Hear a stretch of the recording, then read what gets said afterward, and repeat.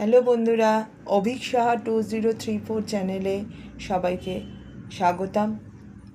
Recipe share করব আপনাদের সঙ্গে, চিংড়ি মাছ দিয়ে আলু ফুলকপি।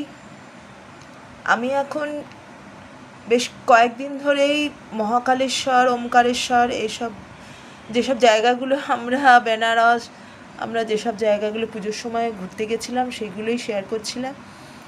আজ একটু একটা এই রেসিপি শেয়ার করব।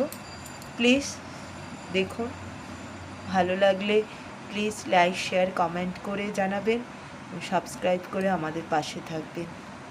ফুলকপিটা সেদ্ধ বসেছি, অল্প একটু হলুদ আর একটু নুন দিয়ে এটা সেদ্ধ করব, আর একটু চিনিও দিয়ে দিচ্ছি। ওকে ভালো করে ধুয়ে কেটে বেছে ধুয়ে নুন হলুদ মাখিয়ে নিয়েছি। এবার চিংড়ি মাছগুলো অল্প করে ভেজে নেবো। আগে চিংড়ি মাছটা অল্প করে ভেজে নেব।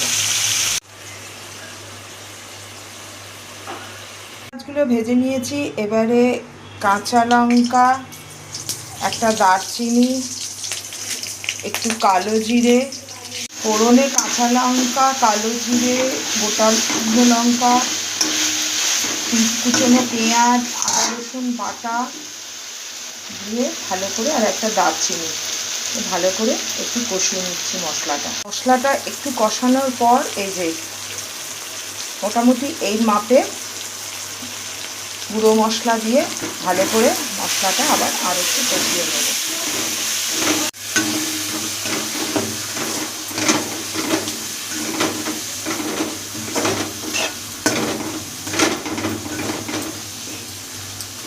মশলাটা কষানোর পরে তারপরে আলু আর ফুলকপি যেটা একটু সেদ্ধ করে রেখেছিলাম অল্প কিছুক্ষণের জন্য, নুন হলুদ আর অল্প একটু চিনি দিয়ে সেটাকে দিয়ে ভালো করে কষিয়ে নিচ্ছি।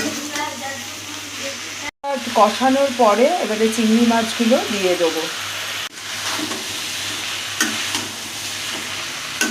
চিংড়ি মাছগুলো দিয়ে আরেকটু ভালো করে কষিয়ে নিতে হবে। এবারে আঁচটাকে একদম লো ফ্লেমে করে 2-1 মিনিট একটু চাপা দিয়ে রাখবো। চিংড়ি মাছ দিয়ে আলু ফুলকপি রেসিপি রেডি হয়ে গেল। ব্লগটি কেমন লাগলো, রেসিপিটি কেমন লাগলো অবশ্যই কমেন্ট করে জানাবেন বন্ধুরা। ভালো লাগলে প্লিজ লাইক শেয়ার সাবস্ক্রাইব করে আমাদের পাশে থাকবেন। Thank you.